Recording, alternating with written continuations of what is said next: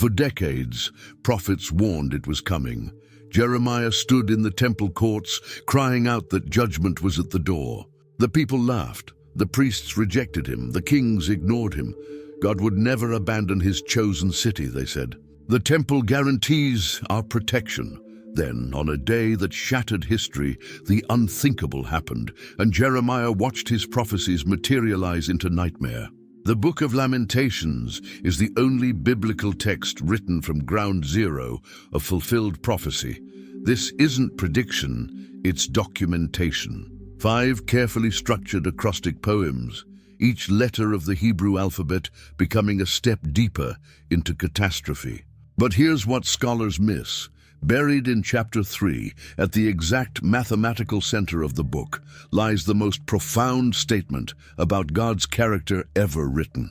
22 verses of despair suddenly pivot to 22 verses that have become the foundation of Christian hope worldwide. Why would God allow his own house to burn?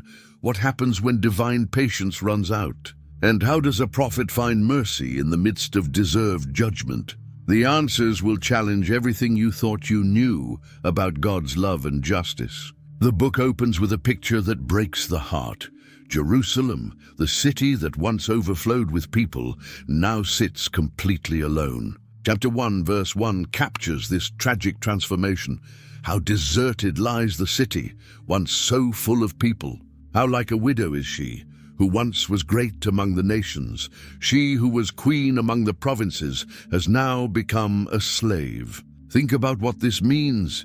This wasn't just any city. This was Jerusalem, the place where God's temple stood, where kings ruled, where festivals brought thousands of pilgrims from every direction. The streets used to buzz with merchants selling their goods, children playing, people going about their daily lives. Now, silence, emptiness. The comparison to a widow tells us everything. A widow has lost her protector, her provider, her companion. She sits alone in her grief, and no one comes to comfort her. The text says she was great among the nations and queen among the provinces. Jerusalem once commanded respect. Other nations paid tribute to her. She had influence, power, political weight. But something catastrophic happened, and now she's described as a slave. The complete reversal couldn't be more dramatic. From queen to slave, from crowded to deserted, from protected to vulnerable. Verse 2 continues the image. Bitterly she weeps at night. Tears are on her cheeks. Among all her lovers there is no one to comfort her. All her friends have betrayed her. They have become her enemies. The weeping doesn't stop. Night after night, the tears flow. This isn't a momentary sadness. It's a grief that has settled in and won't leave. The tears on her cheeks show that the crying is constant, visible, unashamed. The mention of lovers and friends in verse 2 brings us to one of the most painful parts of Jerusalem's story: betrayal. These weren't enemies from the beginning. These were nations that Jerusalem had treaties with, countries she trusted, allies she thought would stand by her side when trouble came. But when Jerusalem needed them most, they turned their backs. Worse than that, they became her enemies. Verse 3 explains what happened to Judah. After affliction and harsh labor, Judah has gone into exile. She dwells among the nations. She finds no resting place. All who pursue her have overtaken her in the midst of her distress. The people of Judah didn't just suffer defeat, they were carried away from their homeland. They're living in foreign countries now, scattered among nations that don't care about them, and there's no rest. Everywhere they turn, they're pursued, caught, overwhelmed. The verse says they were overtaken in the midst of her distress. Imagine being in your worst moment, your lowest point, and that's when your enemies strike. That's when those you trusted choose to attack instead of help. Jerusalem reached out for support and found none. The political alliances she had carefully built over the years dissolved the moment they were tested. Verse 19 adds more detail about this betrayal. I called to my allies, but they betrayed me. My priests and my elders perished in the city, while they searched for food to keep themselves alive. Jerusalem called for help. She sent messengers, made appeals, reminded her allies of their agreements, but they betrayed her. The Hebrew word here is strong. It means they deliberately deceived her. They acted treacherously. These weren't neutral parties who simply chose not to get involved. They actively turned against Jerusalem in her hour of need. Now we meet the voice behind these words, the prophet himself watching everything unfold. Verse 16 reveals his emotional state. "This is why I weep and my eyes overflow with tears. No one is near to comfort me, no one to restore my spirit. My children are destitute because the enemy has prevailed." The prophet isn't writing as a distant observer. He's in the middle of this catastrophe, and it's destroying him emotionally. His eyes overflow with tears. The Hebrew suggests a continuous flowing, like a fountain that won't stop. This isn't crying that comes and goes, it's a constant stream of grief. And notice what he says, "No one is near to comfort me."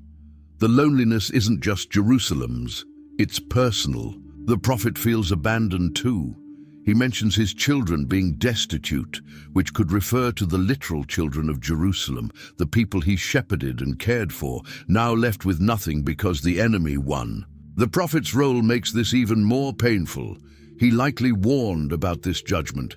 He probably stood in the streets and told people that this would happen if they didn't turn back to God, and they didn't listen. Now, he's watching his worst predictions come true, and there's no satisfaction in being right, only overwhelming sorrow. Verse 12 shows him trying to make others understand the magnitude of what's happening.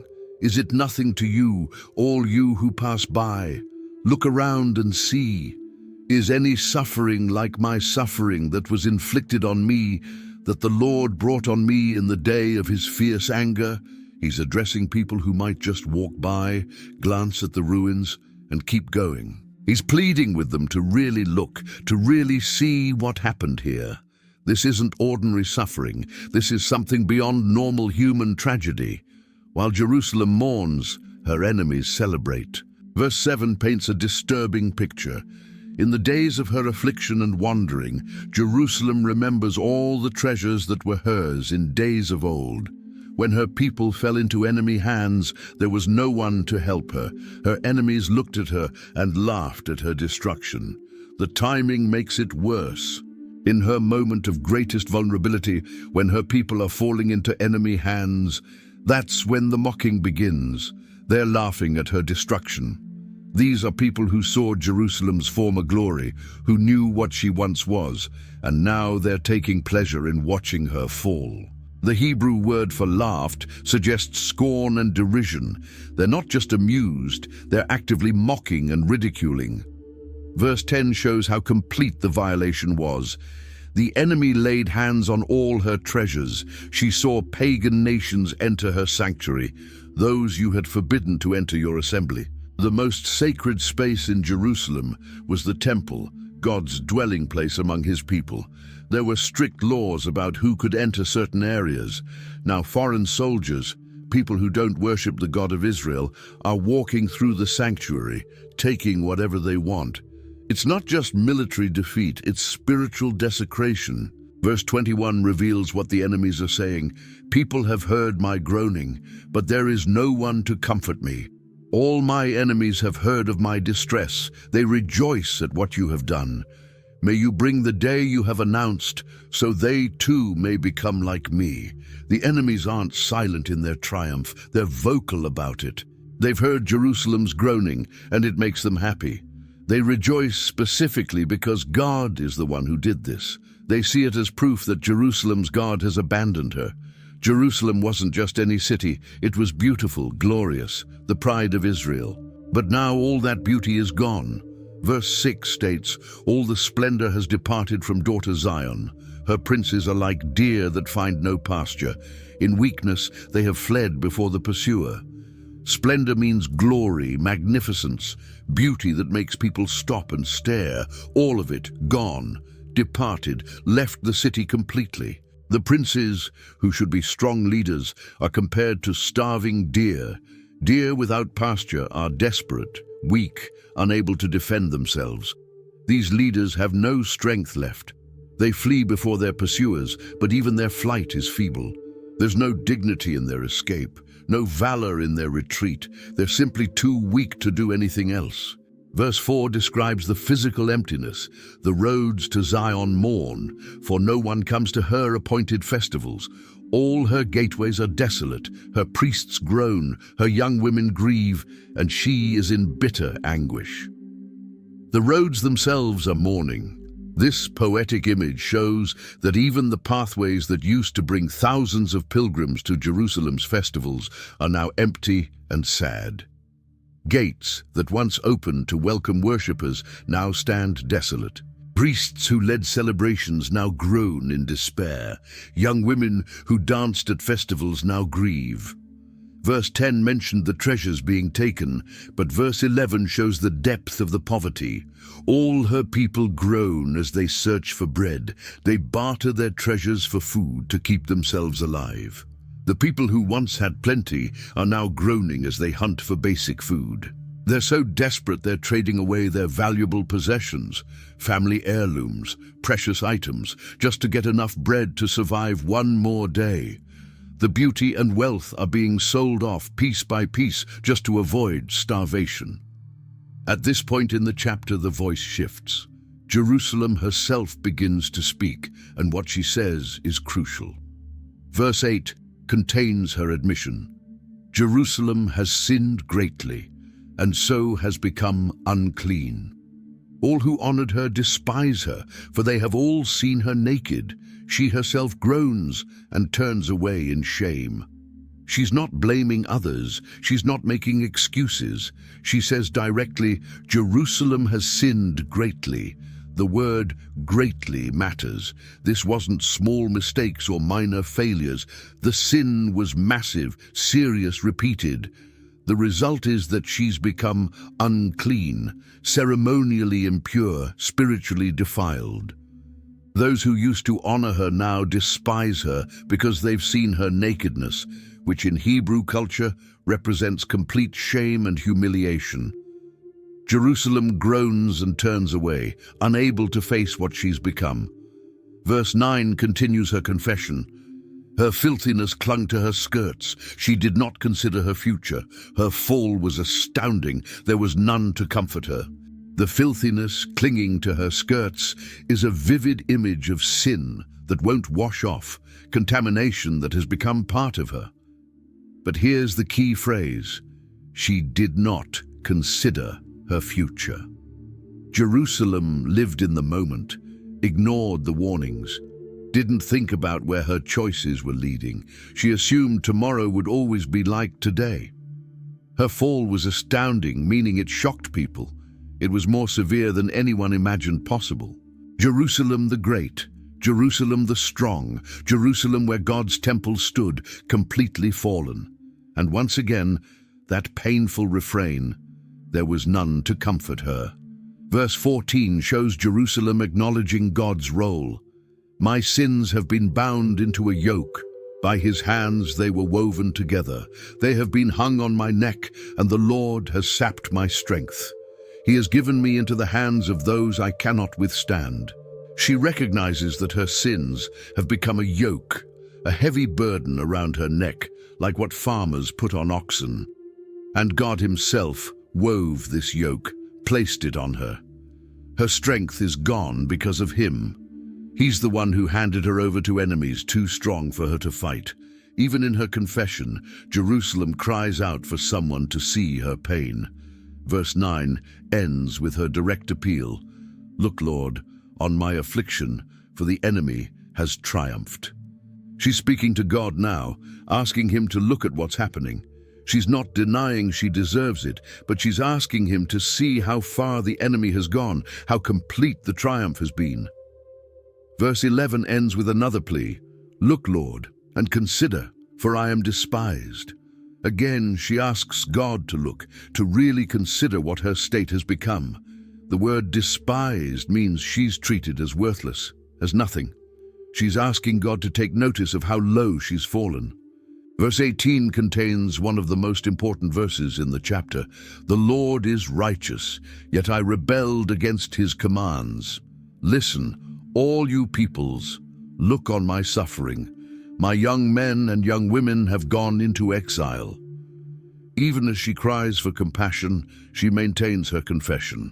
The Lord is righteous, meaning he's done nothing wrong. Everything he did was just, yet she rebelled. The fault is entirely hers, but then she asks all peoples to listen and look at her suffering. She wants witnesses to her pain. She mentions specifically the young men and women in exile, the next generation, taken away before they could live their lives. Verse 20 shows the depth of her cry. See, Lord, how distressed I am. I am in torment within, and in my heart I am disturbed, for I have been most rebellious. Outside the sword bereaves, inside there is only death. She's asking God to see her distress, her internal torment, the disturbance in her heart. And she admits again, I have been most rebellious, but look at the result, death everywhere. The sword kills those outside the city. Death waits for those inside. There's no escape, no safe place. The chapter keeps returning to one devastating reality. Jerusalem is alone. Verse 2 said it, among all her lovers there is no one to comfort her. Verse 9 repeated it, there was none to comfort her.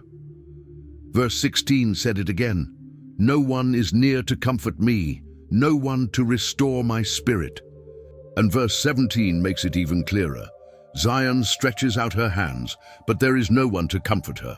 The Lord has decreed for Jacob that his neighbors become his foes. Jerusalem has become an unclean thing among them. The image of Zion stretching out her hands is powerful. It's the gesture of someone reaching for help, reaching for another person to grab onto. But the hands find nothing, no one takes them, no one comes to help. And the verse explains why. God decreed it. He ordered that Jacob's neighbors would become enemies instead of helpers. Jerusalem is now viewed as an unclean thing, something people avoid, something that contaminates. Verse 21 brings us to the end with the same theme. People have heard my groaning, but there is no one to comfort me. Everyone can hear her pain. The groaning is loud, public, impossible to ignore, but hearing doesn't lead to helping. They listen to her suffer, and they do nothing. Some even rejoice, as we saw earlier. The isolation is complete. Jerusalem is surrounded by people who know she's in agony, and not one of them offers comfort. The chapter ends with Jerusalem's final prayer in verse 22. Let all their wickedness come before you. Deal with them as you have dealt with me because of all my sins. My groans are many, and my heart is faint. She's asking God to judge her enemies the way he judged her. If she suffered for her sins, let them suffer for theirs. It's not a prayer of forgiveness or mercy toward her enemies. It's a prayer for justice, for balance. And she ends by stating her current condition. Many groans, a faint heart. She's at the end of her strength, barely holding on, with nothing left but her grief and her prayers for God to act. Chapter 2 opens with an image that would terrify anyone who understood what it meant. Verse 1 declares how the Lord has covered daughter Zion with the cloud of his anger. He has hurled down the splendor of Israel from heaven to earth. He has not remembered his footstool in the day of his anger. A cloud in Israel's history wasn't always bad. God led them through the wilderness with a cloud, but this cloud is different. This is the cloud of anger, dark and threatening. God hurled down Israel's splendor from heaven to earth. The word hurled shows force, violence, deliberate action. Everything high has been thrown down low, and then comes a phrase that should make anyone pause. He has not remembered his footstool.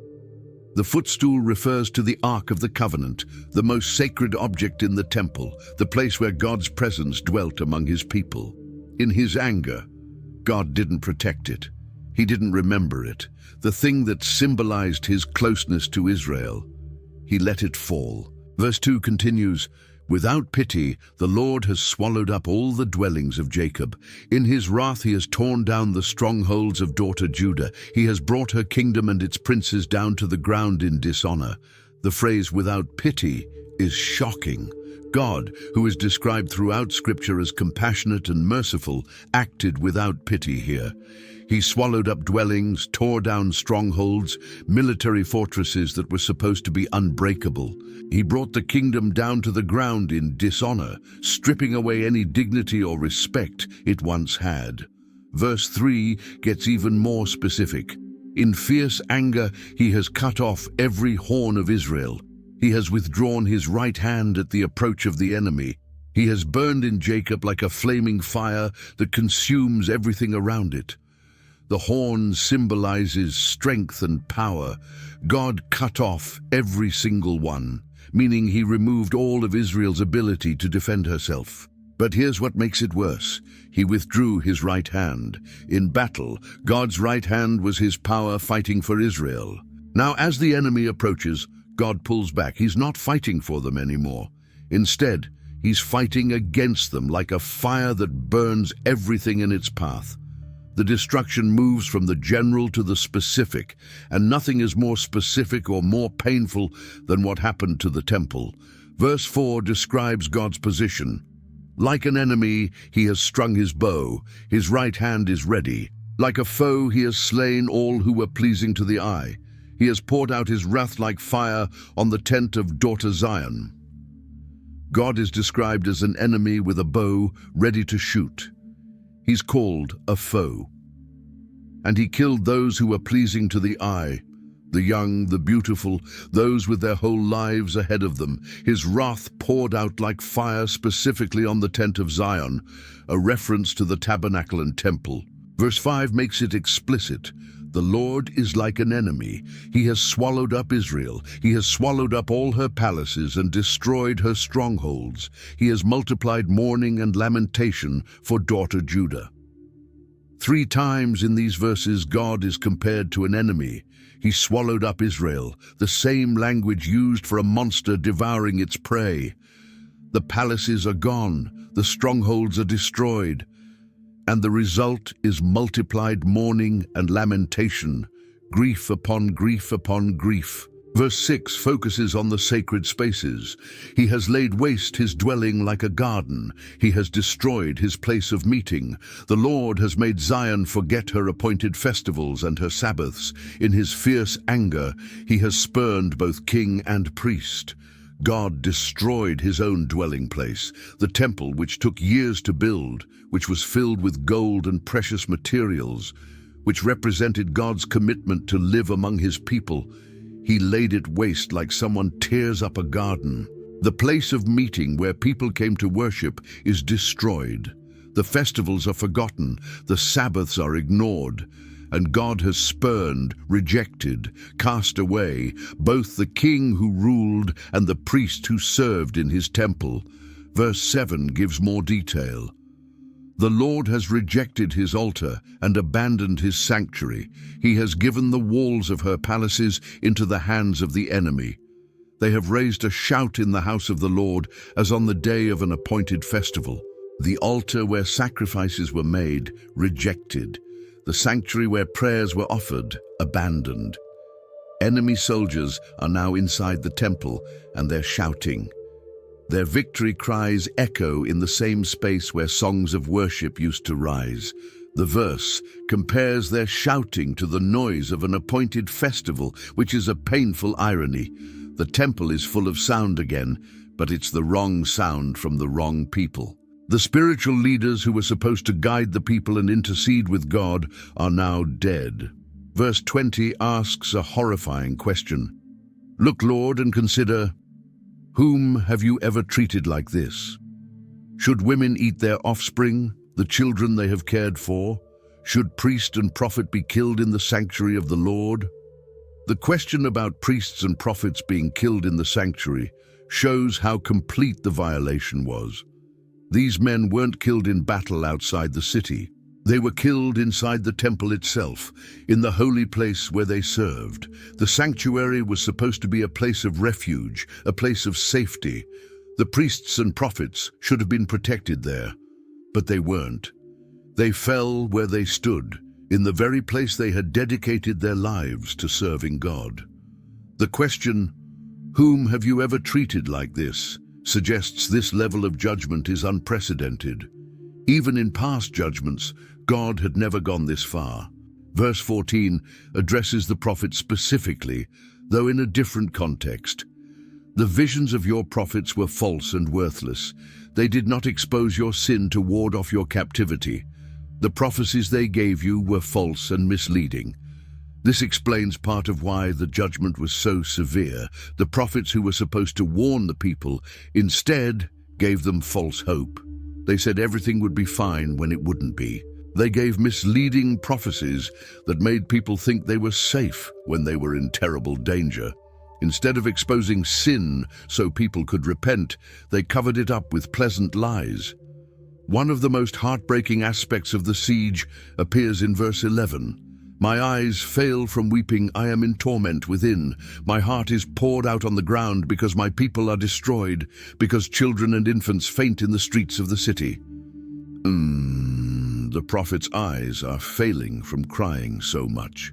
He's in torment inside his body. His heart feels like it's been poured out on the ground, completely emptied of life. And the reason is specific. Children and infants are fainting in the streets. These aren't soldiers.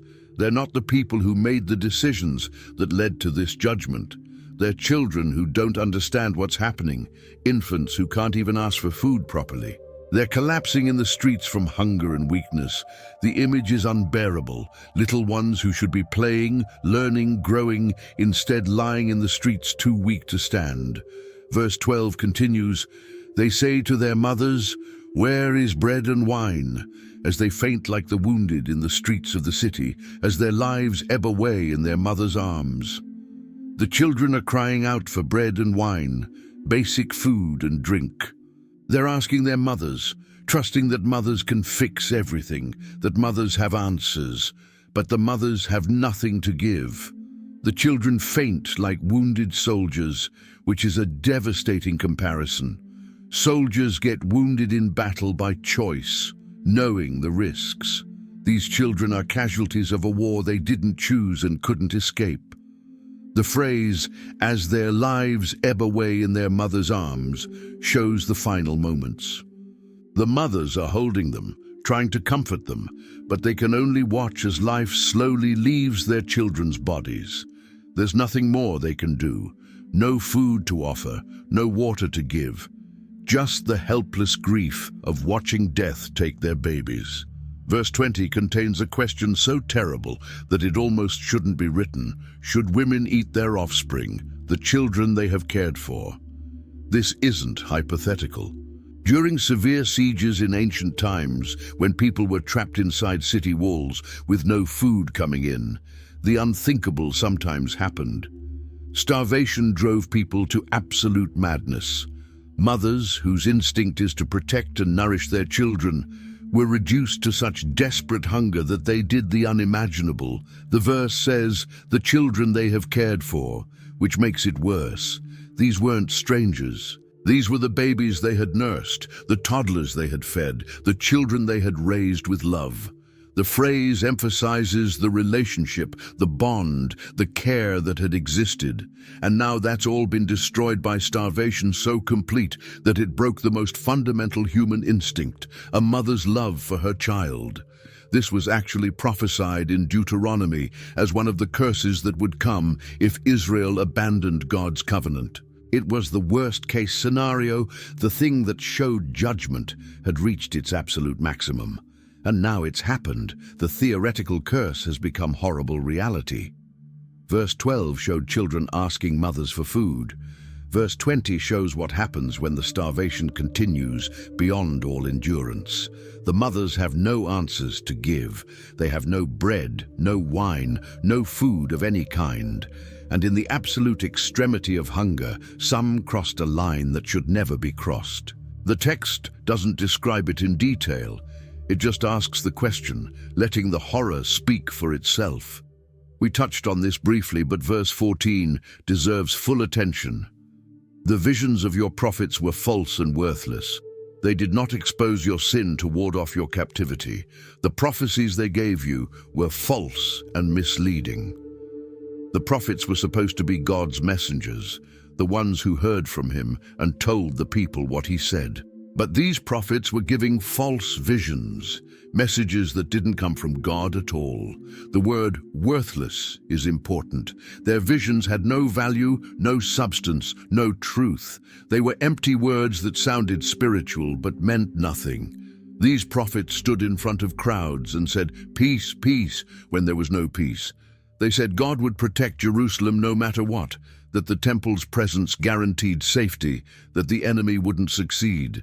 The verse says they did not expose your sin.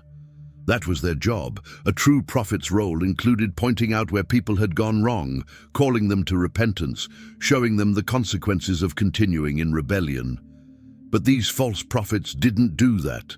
They made people comfortable in their sin. They told them what they wanted to hear instead of what they needed to hear.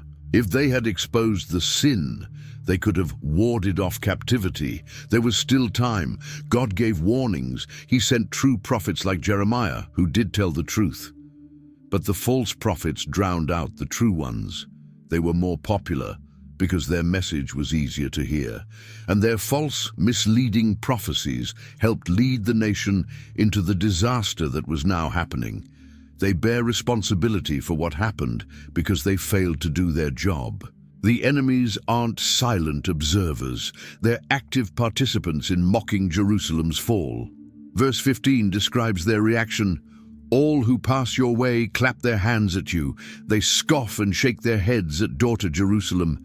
Is this the city that was called the perfection of beauty, the joy of the whole earth? Clapping hands in this context isn't applause. It's a gesture of mockery and contempt. They're scoffing, which means they're laughing with derision and scorn. And notice what they're saying. Is this the city that was called the perfection of beauty, the joy of the whole earth? They're throwing Jerusalem's former glory back in her face. They remember what she claimed to be, what she was known as. The perfection of beauty, the joy of the whole earth. Those were real titles, real descriptions of what Jerusalem once was. Now the enemies are using those very titles to mock her fall. Look at you now, they're saying. Where's your perfection? Where's your beauty? Where's your joy? Verse 16 continues, all your enemies open their mouths wide against you. They scoff and gnash their teeth and say, we have swallowed her up. This is the day we have waited for. We have lived to see it. Opening their mouths wide is a gesture of aggression and contempt. Gnashing teeth shows anger and hatred. These enemies aren't just happy Jerusalem fell, they're actively celebrating with hostile, hateful gestures. They say, we have swallowed her up. They're taking credit for the destruction, claiming victory for themselves. And they say, this is the day we have waited for. We have lived to see it. They've been anticipating this. They've wanted this for a long time. For years, maybe generations, they've hoped to see Jerusalem brought low. And now their hope has come true. They're savoring every moment of her humiliation. The chapter ends where it began, with tears. But these tears are described in a way that shows they're not going to stop. Verse 18 calls out, the hearts of the people cry out to the Lord. You walls of daughter Zion, let your tears flow like a river day and night. Give yourself no relief, your eyes no rest. The tears are supposed to flow like a river, constant, unstoppable, always moving, day and night without stopping. The command is to give yourself no relief. Don't stop crying. Don't rest your eyes. Keep the tears flowing because the situation demands it. The grief is so large that it requires continual expression. To stop crying would be to minimize what's happened, to pretend things aren't as bad as they are. Verse 19 continues the call to tears. Arise, cry out in the night as the watches of the night begin. Pour out your heart like water in the presence of the Lord. Lift up your hands to him for the lives of your children who faint from hunger at every street corner. The instruction is to cry out in the night, during the watches when guards would normally keep alert. Instead of sleeping, cry. Pour out your heart like water, completely holding nothing back. And the crying isn't just emotional release, it's prayer. Lift up your hands to Him for the lives of your children. Even in judgment, even in anger, even after everything that's happened, the instruction is still to pray to the Lord, to lift hands up to Him and plead for the children who are fainting from hunger at every street corner.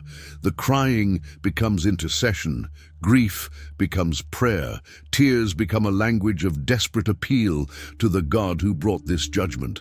Verse 11 had already shown the prophet's personal tears. My eyes fail from weeping, I am in torment within, my heart is poured out on the ground.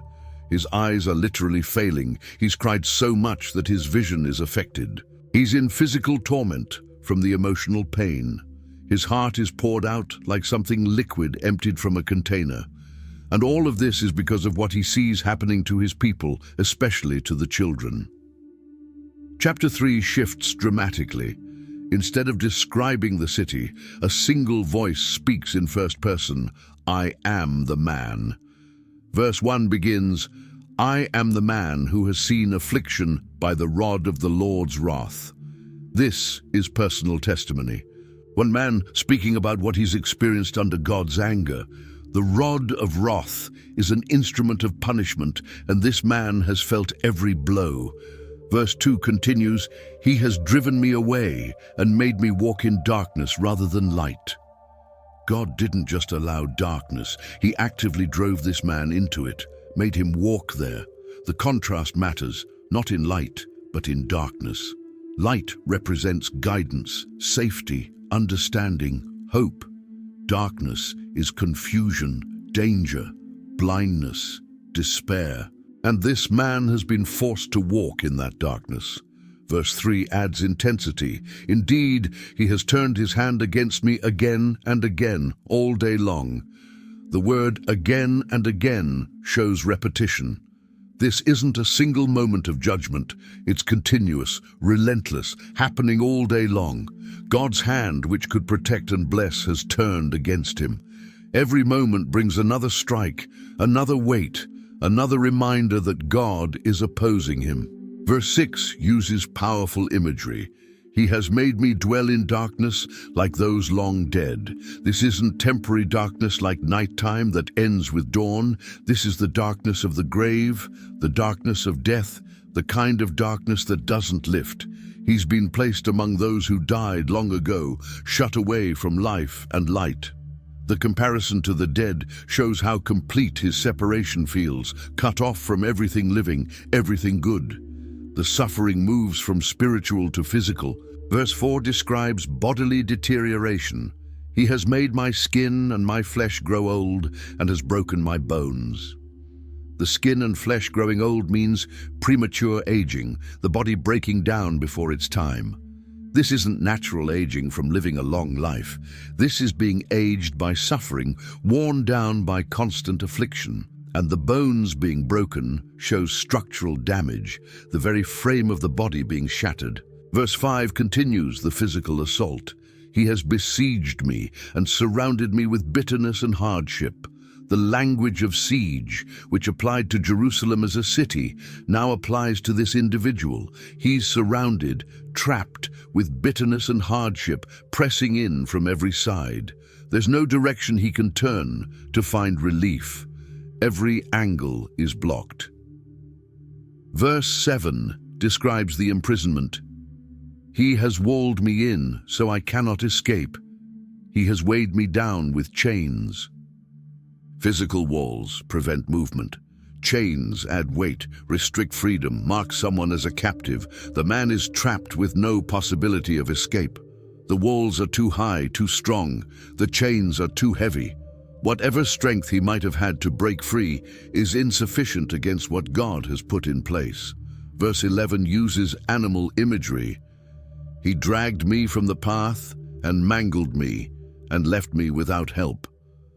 The word mangled suggests the violence of a predator attacking prey.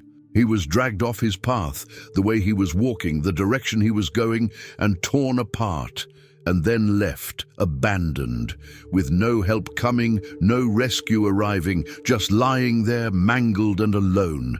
The sense of being trapped intensifies. Verse 7 already mentioned being walled in, but verse 9 adds more. He has barred my way with blocks of stone. He has made my paths crooked. Not only are there walls, but the path itself is blocked with massive stones. These aren't pebbles that can be moved aside. These are blocks of stone, requiring serious effort to shift.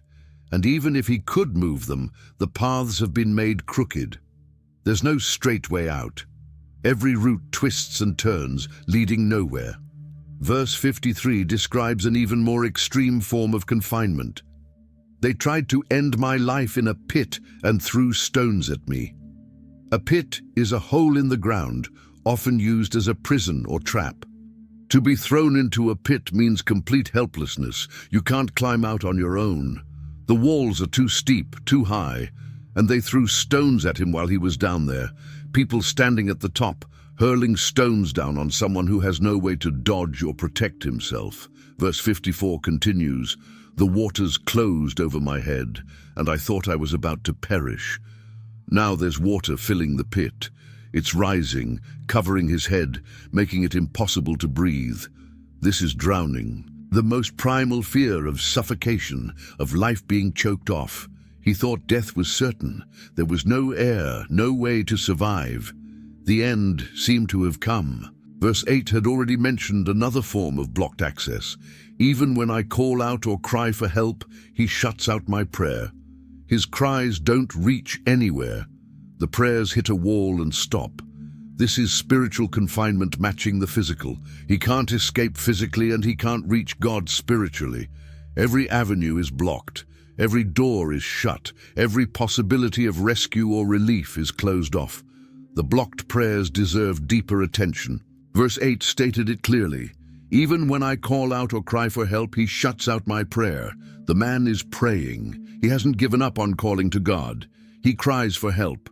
These aren't quiet, polite prayers. These are desperate shouts.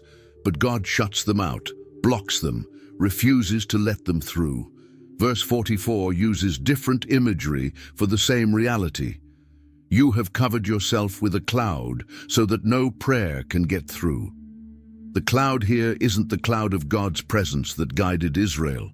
This is a cloud that acts as a barrier, a wall between the man and God. It's thick enough that prayers can't penetrate it. They rise up, hit the cloud, and stop. God has deliberately placed this barrier, covering himself so the prayers can't reach him. Verse 17 describes what it feels like. "I've been deprived of peace. I've forgotten what prosperity is." Peace is gone. He's been deprived of it, meaning it's been taken away, not just lost. He can't even remember prosperity anymore. When life is hard for long enough, the good times fade from memory. He can't recall what it felt like to have things go well, to experience blessing, to know peace. Verse 18 shows the depth of his despair. "So I say, my splendor is gone, and all that I had hoped from the Lord. His splendor, his dignity, his glory, his value is gone. Every hope he had placed in the Lord has disappeared." This is the crisis point of faith. When prayers bounce back, when God seems absent, when suffering continues without relief, hope dies. And this man is announcing that his hope is dead. Then, suddenly, everything shifts. Right in the middle of the darkness, in verse 21, comes one of the most important phrases in the entire book. "Yet this I call to mind, and therefore I have hope." After all the suffering, all the complaints, all the descriptions of God's wrath, the word "yet." But, however, despite everything, this I call to mind, meaning he deliberately chooses to remember something. He reaches into his memory and pulls out a truth. It's an act of will. His circumstances haven't changed. The walls are still there. The prayers still seem blocked. But he makes a choice to remember, and that memory brings hope. What does he remember? Verse 22 reveals it. Because of the Lord's great love we are not consumed, for his compassions never fail. This is the center of the entire book. Surrounded by verses about suffering on one side and suffering on the other, this statement about God's love and compassion sits in the middle. The man realizes something crucial. If they were being treated according to pure justice, they would be completely consumed, wiped out, destroyed entirely. The fact that they still exist means God's love is still operating. The phrase, "His compassions never fail," is absolute, not "they usually don't fail" or "they rarely fail." They never fail. Zero exceptions. God's compassion is as reliable as any force in the universe, more reliable actually, because it's connected to his character, which doesn't change. Verse 23 continues, "They are new every morning, great is your faithfulness." Every morning, not just once at the beginning, not just occasionally. Every single morning brings new compassion, fresh mercy.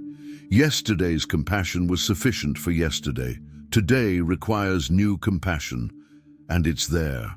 The repetition of new every morning has become one of the most quoted phrases in all of Scripture because it speaks to a fundamental human need, the need for daily grace.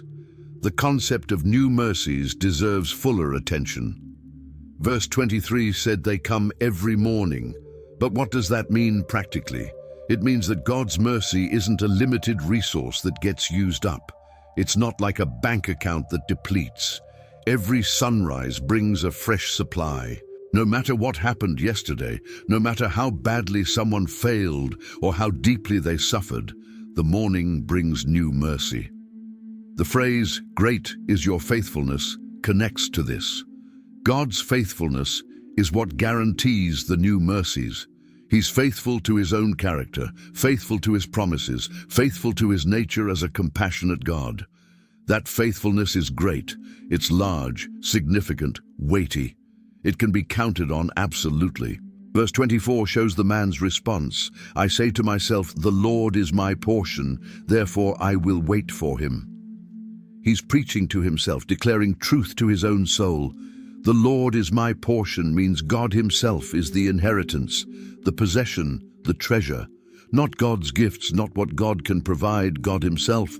When everything else is stripped away, when all the blessings are gone, God remains, and he's enough.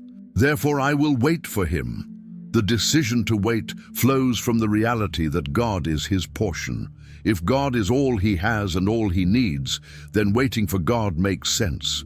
It's not passive resignation, it's active trust. He's choosing to position himself in expectation that God will act. Verse 25 makes a statement about God's character. "The Lord is good to those whose hope is in him, to the one who seeks him." God is good, not neutral, not harsh, good. But notice the conditions. To those whose hope is in him, to the one who seeks him. The goodness is experienced by those who turn toward God, who place their confidence in him, who actively look for him. This doesn't mean God is only good to certain people. It means his goodness is received and recognized by those who are paying attention to him. Verse 26 introduces a posture. It is good to wait quietly for the salvation of the Lord. This isn't anxious waiting.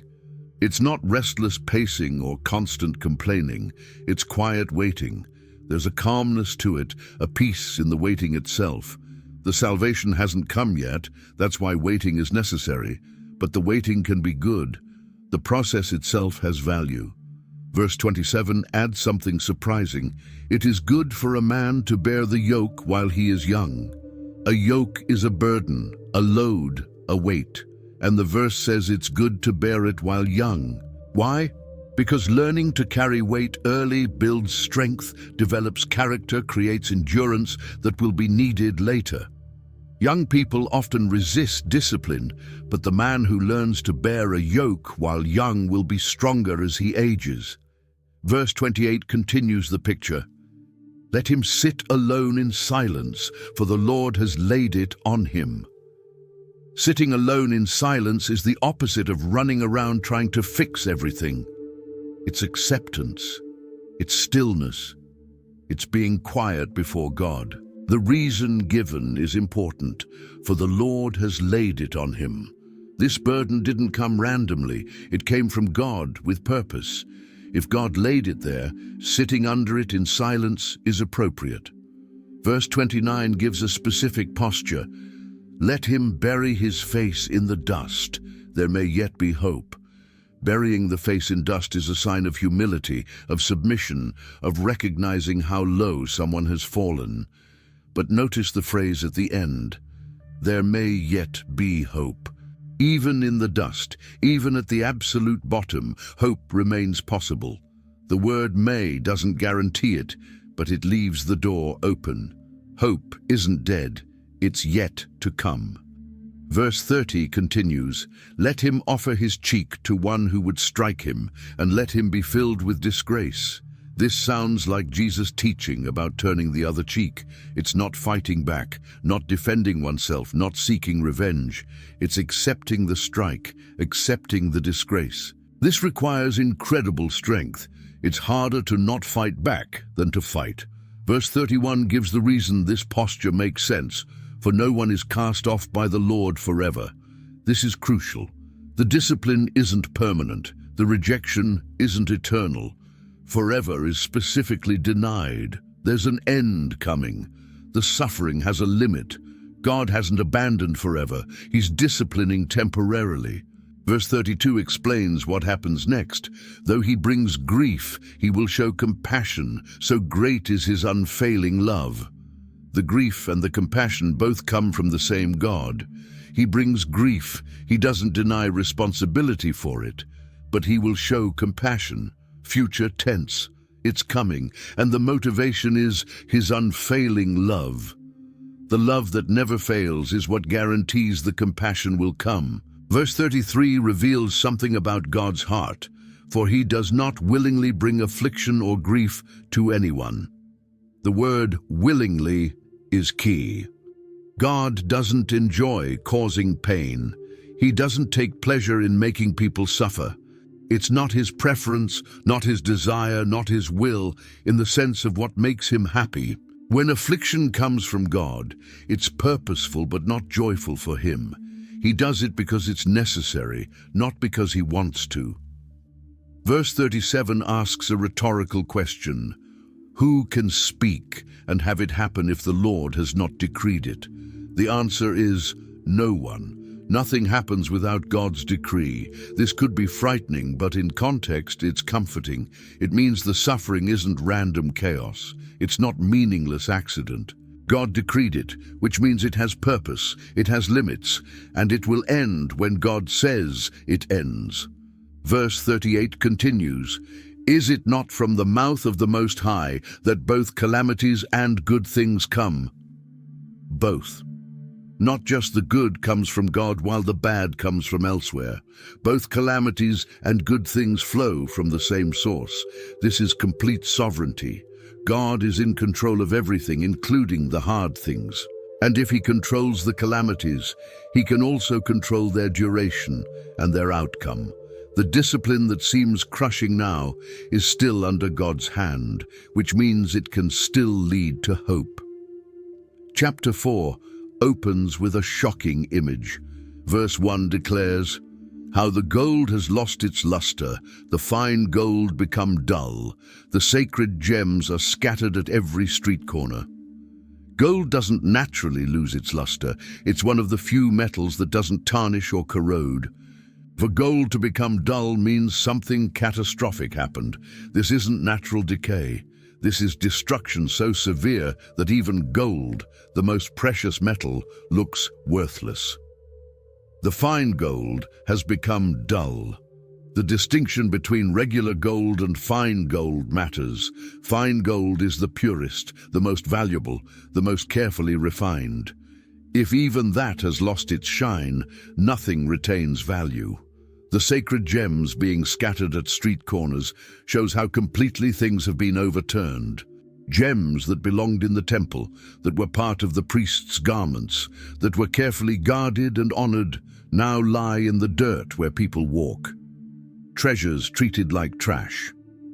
Verse 2 makes the comparison personal. How the precious children of Zion, once worth their weight in gold, are now considered as pots of clay, the work of a potter's hands. The children of Zion, the people, were once valued like gold. Their worth was measured against the most precious substance known. But now they're considered like clay pots. Clay is cheap, common, easily broken. A potter makes hundreds of pots. If one breaks, he makes another. There's no special value attached to any single pot. This is the contrast being drawn throughout the chapter. Then versus now. What was precious has become common. What was honored is now despised. What was carefully protected is now carelessly discarded. The transformation is complete and devastating. Topic 4, Then and Now. Chapter 4, 4.1. Gold losing its luster. Chapter 4 opens with a shocking image. Verse 1 declares, "How the gold has lost its luster, the fine gold become dull. The sacred gems are scattered at every street corner." Gold doesn't naturally lose its luster. It's one of the few metals that doesn't tarnish or corrode. For gold to become dull means something catastrophic happened. This isn't natural decay. This is destruction so severe that even gold, the most precious metal, looks worthless. The fine gold has become dull. The distinction between regular gold and fine gold matters. Fine gold is the purest, the most valuable, the most carefully refined. If even that has lost its shine, nothing retains value. The sacred gems being scattered at street corners shows how completely things have been overturned. Gems that belonged in the temple, that were part of the priest's garments, that were carefully guarded and honored, now lie in the dirt where people walk. Treasures treated like trash. Verse 2 makes the comparison personal. How the precious children of Zion, once worth their weight in gold, are now considered as pots of clay, the work of a potter's hands. The children of Zion, the people, were once valued like gold. Their worth was measured against the most precious substance known, but now they're considered like clay pots. Clay is cheap, common, easily broken. A potter makes hundreds of pots. If one breaks, he makes another. There's no special value attached to any single pot. This is the contrast being drawn throughout the chapter. Then verses now. What was precious has become common. What was honored is now despised. What was carefully protected is now carelessly discarded. The transformation is complete and devastating. 4.2. Princes more radiant than rubies. Verse 7 describes what the princes used to look like. Their princes were brighter than snow, whiter than milk, their bodies more ruddy than rubies, their appearance like lapis lazuli. This is beauty at its peak. Brighter than snow means pure, clean, radiant. Whiter than milk emphasizes the purity even more.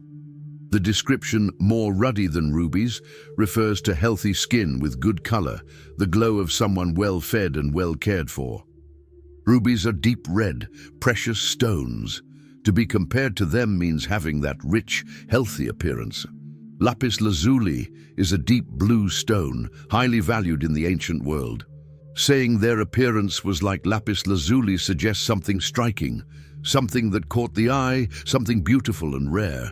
These princes weren't just healthy, they were stunning.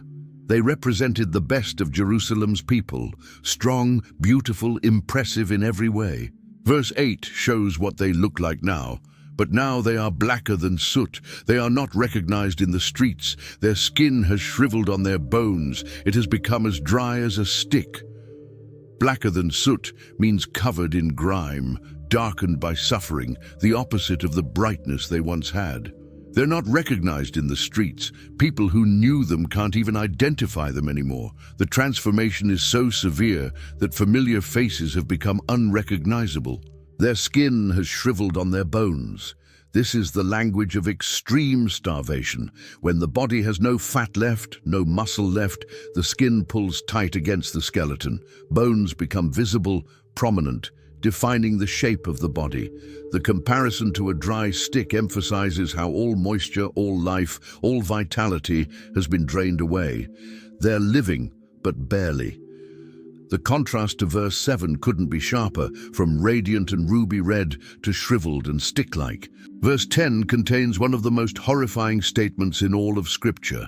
With their own hands, compassionate women have cooked their own children, who became their food when my people were destroyed. The word compassionate makes it worse. These aren't cruel women, not harsh or uncaring mothers.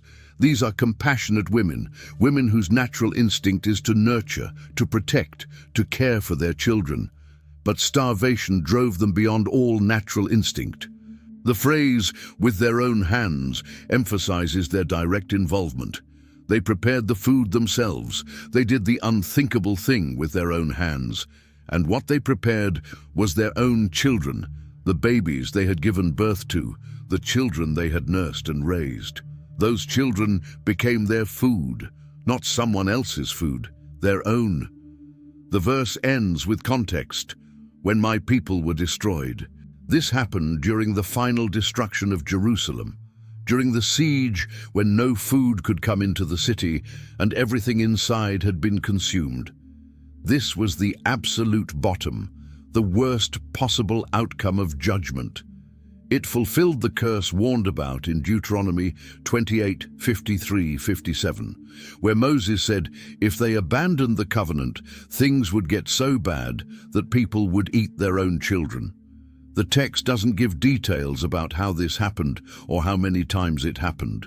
It states the fact and moves on, letting the horror speak for itself. This is what judgment looked like at its most extreme point. This is where rebellion against God ultimately led. The protective love of mothers for children, one of the strongest forces in nature, was broken by the force of starvation. Nothing remained untouched by the disaster. Verse 6 makes a comparison that demands attention. The punishment of my people is greater than that of Sodom, which was overthrown in a moment without a hand turned to help her. Sodom was famously destroyed by fire from heaven. It happened suddenly. One moment the city existed, the next it was gone.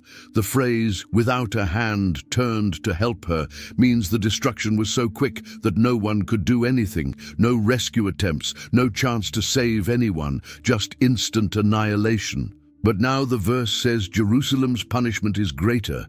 How can anything be worse than instant destruction? The answer lies in duration. Sodom's suffering was momentary. The people of Sodom died quickly without prolonged agony. But Jerusalem's suffering stretched out over months. The siege lasted, the starvation continued, the death came slowly. Day after day of watching people waste away, of feeling hunger gnaw at your own body, of seeing things get progressively worse with no relief. Verse 9 explains it directly. Those killed by the sword are better off than those who die of famine. Racked with hunger, they waste away for lack of food from the field. Being killed by the sword means a quick death. Painful, perhaps, but fast. But dying of famine is a slow torture. The body consumes itself piece by piece. The mind is consumed by the thought of food. Each day brings more weakness, more suffering, more desperation. The verse says they're racked with hunger, tormented by it, controlled by it, destroyed by it slowly. The comparison means that God's people experienced more prolonged suffering than one of the most infamous cities in biblical history. The judgment wasn't less severe. It was more severe precisely because it lasted longer and involved watching everything collapse in slow motion rather than instant destruction. Verse 13 identifies a cause for the judgment. But it happened because of the sins of her prophets and the iniquities of her priests who shed within her the blood of the righteous. The prophets and priests, the spiritual leaders, bear specific responsibility. These were the people who were supposed to represent God to the people and the people to God. They held positions of spiritual authority and trust, but they shed blood of the righteous within the city. They killed innocent people. The word righteous means these weren't criminals being executed for crimes. These were good people, people who didn't deserve death. And the prophets and priests were involved in their deaths. Whether they did the killing directly or ordered it or allowed it to happen, they're held responsible. Verse 14 describes their condition after the judgment. Now they grope through the streets as if they were blind. They are so defiled with blood that no one dares to touch their garments. They grope like blind people, stumbling, uncertain, unable to find their way. The spiritual blindness has become physical disorientation, and they're defiled with blood, covered in it, marked by it.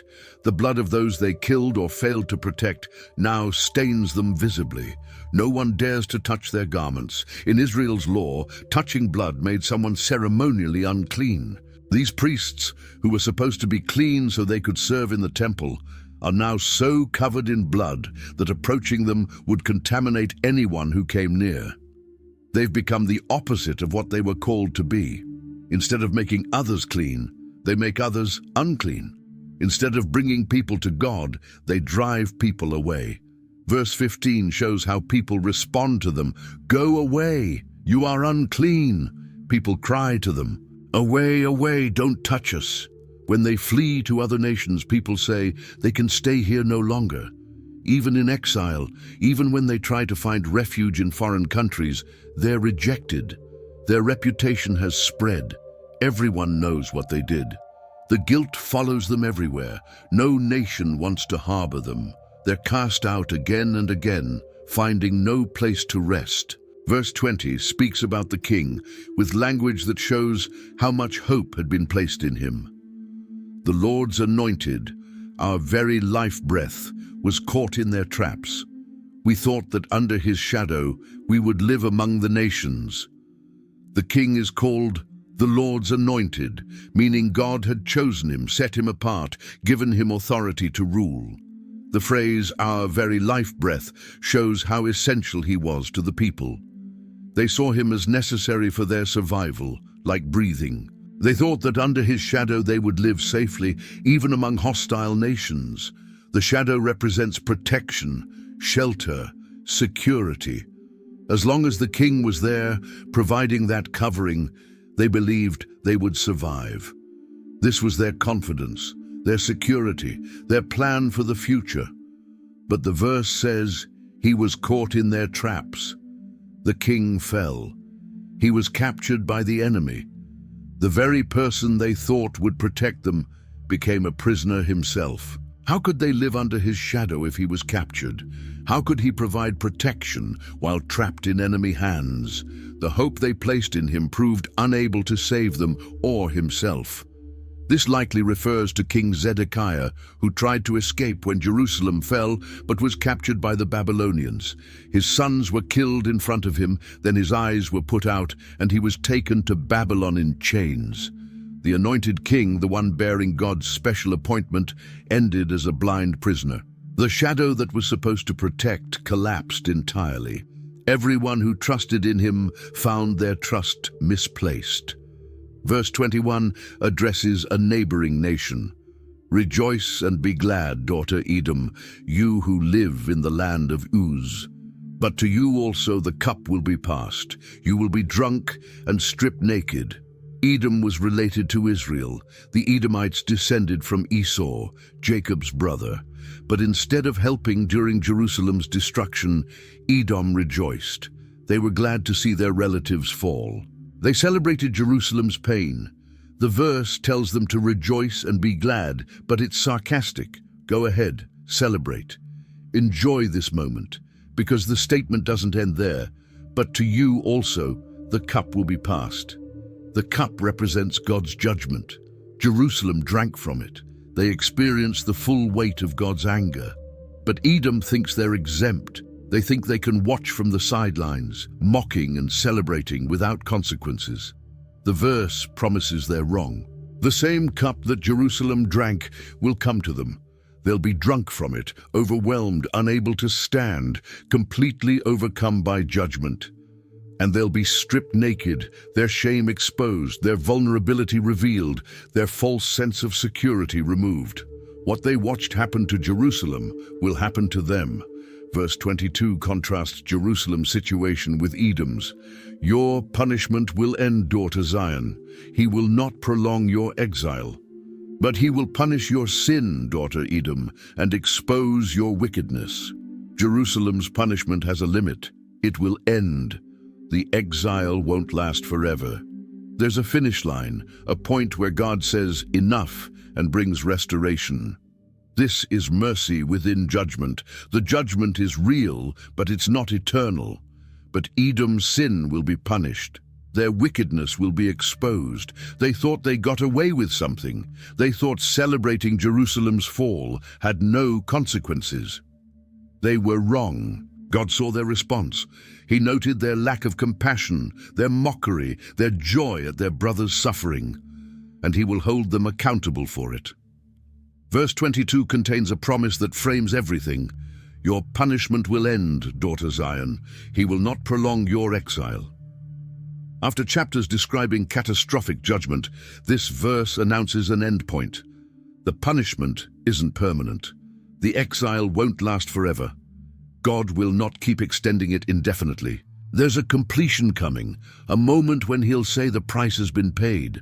The word prolong is important. It means God could extend the punishment if he wanted to. He could make it last longer, but he won't. He's setting a limit based on his purposes, not based on whether the people have suffered enough or learned their lesson. The limit comes from his character and his plans, not from human merit. This promise of completion stands in stark contrast to everything that came before. The chapters described devastation, suffering, judgment without mercy. They showed God's fierce anger, his active opposition to his own people, his willingness to let terrible things happen. But underneath all of that, there remained a purpose and a plan. The judgment would accomplish what it was meant to accomplish, and then it would end. Verse 11 of chapter 4 had said, "The Lord has given full vent to his wrath. He has poured out his fierce anger. He kindled a fire in Zion that consumed her foundations." The phrase "given full vent" means he expressed his anger completely. He didn't hold back. The fierce anger was poured out entirely, not partially. The fire he kindled consumed foundations. It went all the way to the bottom, destroying the very base that everything else was built on. But precisely because the anger was fully vented, because it was poured out completely, there's nothing left to pour out. The judgment reached its completion. The wrath was satisfied, and that means restoration becomes possible. The end of punishment isn't just a stopping point, it's an opening for something new to begin. Chapter 5 shifts completely in tone and structure. The previous chapters used poetic acrostics, but this final chapter is a straightforward prayer, raw, direct, honest. Verse 1 begins, "Remember, Lord, what has happened to us. Look and see our disgrace." This is a plea for God's attention. The word remember in Hebrew carries weight. It doesn't mean God has forgotten. God doesn't forget. It means act on what you know. Do something about what you see. The request to look and see doubles down on the appeal. Look carefully, see thoroughly, don't glance away. The word disgrace is crucial. They're not just asking God to notice their pain. They're asking him to see their shame, their humiliation, how low they've fallen. This takes courage. To ask someone to look at your disgrace means being willing to be fully known in your worst moment. This opening sets the tone for the entire chapter. It's not accusation, it's not demanding. It's petition from a place of complete vulnerability. They have no leverage, no bargaining position, nothing to offer. All they can do is ask God to see them and respond. Verse 2 immediately explains what they want God to see. Our inheritance has been turned over to strangers, our homes to foreigners. The inheritance is everything. The land God promised Abraham, the territory given to each tribe, the fields passed down through generations. This wasn't just property, it was identity. It was God's gift to them, the physical proof of his covenant promises. Now it belongs to strangers, people who worship other gods, people who have no connection to Abraham, Isaac, and Jacob, people who never received the promises. The land that was supposed to stay in Israelite families forever has been taken by outsiders. The covenant promise seems broken. Our homes to foreigners makes it personal, not just national territory, but individual houses. The place where your family lived, where your children were born, where meals were shared and memories made, now foreign families live there. Foreign children sleep in those bedrooms. Foreign voices echo in those courtyards. Everything intimate and personal has been violated. Verse 3 adds the human cost. We have become fatherless, our mothers are widows. The loss of land connects directly to the loss of people. The inheritance passed to strangers because the fathers who should have passed it to their sons are dead. The war killed them. The siege took them. Disease claimed them. Now a generation of children grows up without fathers to teach them, protect them, guide them. The mothers are widows. In ancient Israel, a widow had no independent status. She depended on sons or brothers-in-law or the charity of others. To say our mothers are widows is to say the social safety net has collapsed. These women have lost husbands and security simultaneously. They face the future vulnerable and alone. The description of fatherless children and widows isn't isolated, it's pervasive. The language suggests this isn't a few families experiencing tragedy. This is a community-wide reality. Everywhere you look, there are children without fathers and women without husbands. The social fabric has been ripped apart. Verse 11 adds another layer of violation. Women have been violated in Zion and virgins in the towns of Judah. This is the horror of war. Women and girls who should have been protected were instead attacked. In Zion itself, the holy city, this happened. In the towns of Judah throughout the land, this violence occurred. The verse states it simply, but the implication is devastating. The innocent suffered not just loss, but abuse. Verse 12 continues describing the treatment of people. Princes have been hung up by their hands. Elders are shown no respect. The princes, men of high rank, leaders, nobles, are hung up by their hands. This could mean execution, or it could mean torture and humiliation. Either way, those who once held authority are now powerless, subjected to shameful treatment. Elders are shown no respect. In Israel's culture, age brought honor. Elders were revered for their wisdom and experience. They held positions of respect in the community. But the conquerors don't care about Israel's cultural values. They treat elders like anyone else. Maybe worse. The humiliation is deliberate. Everything that gave structure and dignity to society has been deliberately dismantled. Verse 4 describes their servile condition. We must buy the water we drink. Our wood can be had only at a price. Water and wood were basics of daily life. Water came from wells and springs that belonged to the community. Wood was gathered from nearby forests. These were things people accessed freely or obtained with minimal effort. They weren't commodities you purchased, they were natural resources you used. But now they must buy them. They pay for water, they pay for wood. This reveals their status. They own nothing, control nothing, have rights to nothing. They're living in their own land as though they're foreigners renting space. Everything that should be theirs by right has become something they must purchase from those who conquered them. Verse 5 makes the oppression clear. Those who pursue us are at our heels. We are weary and find no rest. They're being chased, hunted, pursued constantly. There's no break from the pressure. The image of pursuers at our heels means the threat is immediate, close, always present.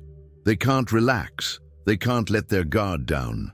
The exhaustion isn't just physical, it's the weariness of never feeling safe. We are weary and find no rest, emphasizes the unending nature of their suffering. Rest isn't just sleep, it's peace, relief, a moment to recover. They have none of that. Each day is survival, each night brings no relief. The cycle continues without break. Verse 6 adds a disturbing detail. We submitted to Egypt and Assyria to get enough bread. To survive, they had to submit to other nations. Egypt and Assyria were ancient enemies, yet the people had to humble themselves before these powers just to get food. Bread, the most basic necessity, required submission to foreign powers. Their independence is completely gone. Their dignity is stripped away. They're begging for survival from nations that have no reason to help them. Verse 8 describes their rulers, "Slaves rule over us, and there is no one to free us from their hands." The word slaves is loaded with meaning. These could be people who were themselves slaves, now promoted to positions of power by the conquering nation, or it could mean they're ruled by people they consider unworthy of authority. Either way, the social order has been inverted. Those who should lead are powerless. Those who shouldn't rule have control. There is no one to free us from their hands is the cry of people trapped with no rescuer in sight. In their history, God raised up deliverers, judges, prophets, kings who freed them from oppression. But now, no one comes. No champion appears. No deliverer rises.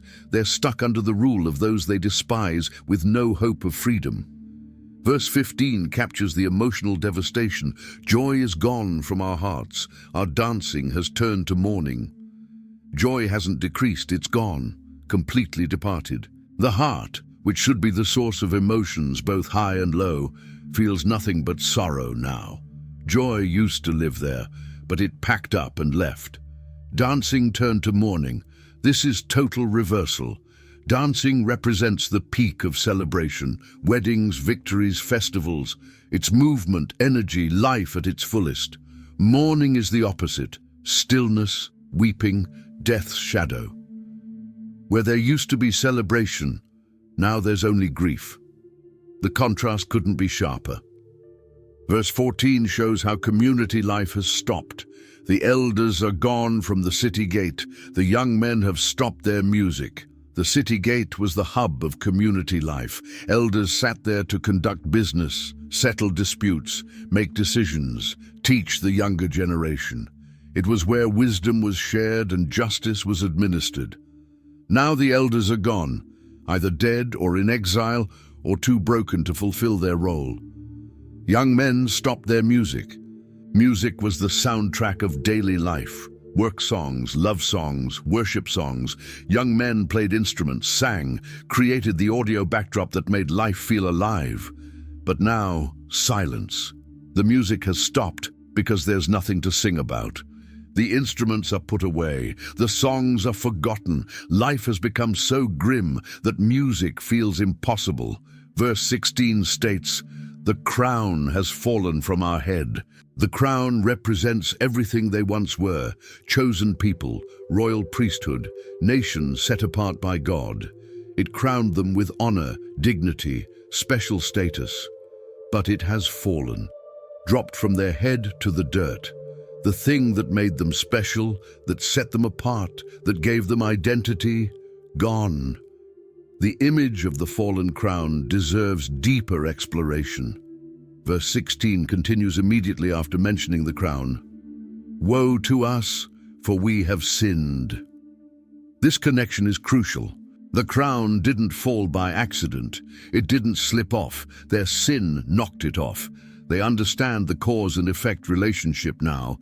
They see clearly what they might have denied before. Their choices led directly to their current state. Woe to us is a cry of grief and recognition.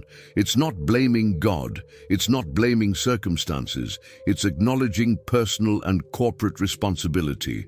We have sinned is confession without excuse, without minimizing, without trying to shift blame. This is acceptance of guilt. Verse 7 had already touched on generational sin. Our ancestors sinned and are no more, and we bear their punishment. This is complex. They're not saying they're innocent victims paying for someone else's sins. They're recognizing continuity. The ancestors sinned, breaking covenant, worshipping idols, ignoring prophets.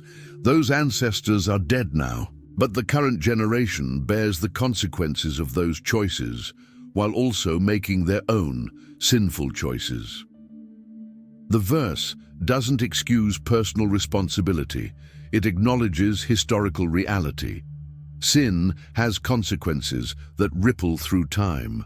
Children do bear the results of their parents' choices, even while making their own choices. The generation in exile can't blame everything on their ancestors, but they also can't ignore that they inherited a situation already broken by previous generations. Verse 18 shifts focus to the physical location. For Mount Zion, which lies desolate, with jackals prowling over it. Mount Zion is the heart of everything, the location of the temple, the dwelling place of God's presence, the center of worship. It should be the most active, most sacred, most populated place in all of Israel. Pilgrims should be streaming to it. Priests should be serving there. Worship should be ascending from it constantly. Instead, it lies desolate, empty, abandoned, silent. The word desolate suggests complete devastation, not just temporarily empty, but ruined. And jackals prowl over it. Jackals are scavengers, wild animals that live in abandoned places. They avoid human activity. The fact that jackals roam freely over Mount Zion proves how thoroughly people have left. There's no one to disturb them. No priests performing rituals, no worshippers coming to pray, no children playing, just animals moving through ruins. This image is almost unbearable for the people praying this prayer. Mount Zion represented God's commitment to dwell among them. It was the physical sign of the covenant relationship. Seeing it overrun by wild animals means seeing the covenant relationship itself lying in ruins. Verse 17 explains their internal response. Because of this, our hearts are faint. Because of these things, our eyes grow dim. The desolation of Zion affects them physically and emotionally. Their hearts are faint, weak, struggling, barely functioning. Not from physical disease, but from the emotional trauma of seeing what's happened. Their eyes grow dim. This could be from constant weeping, or it could be the dimness that comes from despair. When hope fades, vision seems to fade too. Everything looks darker when the heart is broken. The physical symptoms manifest the spiritual and emotional devastation they're experiencing. The prayer moves toward its climax. Verse 19 makes a declaration. You, Lord, reign forever. Your throne endures from generation to generation. In the middle of describing complete devastation, they anchor themselves to this truth. Everything else may fall, but God's throne stands. Everything else may change, but God's reign continues. Jerusalem fell. The temple was destroyed. The people were scattered. But God remains God. Forever and from generation to generation, emphasize permanence. God isn't affected by what happened. His power didn't diminish. His authority didn't lessen. His throne didn't shake. While everything earthly crumbled, everything heavenly remained solid. This declaration is both comfort and foundation for what comes next. Verse 20 asks a painful question. Why do you always forget us? Why do you forsake us so long? This seems to contradict verse 1, which asked God to remember. But this is the honest cry of people in prolonged suffering.